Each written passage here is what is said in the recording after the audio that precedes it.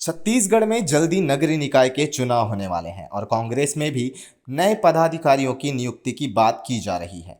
इसी बीच नगरीय निकाय के चुनाव में देरी को लेकर पूर्व पीसीसी अध्यक्ष धनेंद्र साहू ने बीजेपी पर निशाना साधा है। कांग्रेस नेता धनेंद्र साहू ने आरोप लगाया है कि निकाय चुनाव जिस तरह से सरकार आरक्षण की प्रक्रिया में देर कर रही है, इससे यह प्रतीत होता है कि सरकार संभावित हार से डरी हुई है।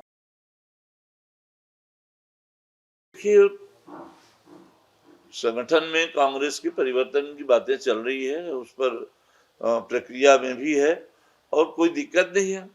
यदि इसके बीच पहले ही चुनाव घोषित हो जाते हैं तो हमारे पुराने पदाधिकारी ही बहुत सफलतापूर्वक चुनाव को संपन्न करेंगे, और यदि विलम्ब होता है और इसके पहले यदि हमारे पार्टी के नए संगठन के पदाधिकारी आते हैं तो उनके नेतृत्व में चुनाव लड़े जाएंगे, उसमें किसी प्रकार की कोई दिक्कत नहीं है।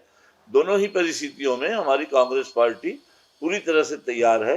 लेकिन हम लोग देख रहे हैं जिस तरह से ये लोग आरक्षण, जिसमें कोई बहुत बड़ी प्रक्रिया नहीं होती है, आरक्षण को लगातार टाल रहे हैं। नगरीय निकाय के जो आरक्षण होना था उसको 7 जनवरी कर दिए है, और इसी तरह से पंचायतों के जो है उसको भी अवधि बढ़ा दिए, जो होने वाला था उसको बढ़ा करके 3 तारीख से 11 तारीख तक का कर दिए। तो इससे लगता है कि सरकार घबराई हुई है, चुनाव करने से डर रही है, उनको आने वाला संभावित उनके हार का परिणाम की आशंका है उन्हें, और इसलिए ये बार बार तारीख आगे बढ़ा रहे हैं। और अभी तो लगता है कि ये फिर आगे बढ़ाएंगे, ये अभी अप्रैल मई के पहले कोई चुनाव नहीं करेंगे, ऐसा प्रतीत होता है।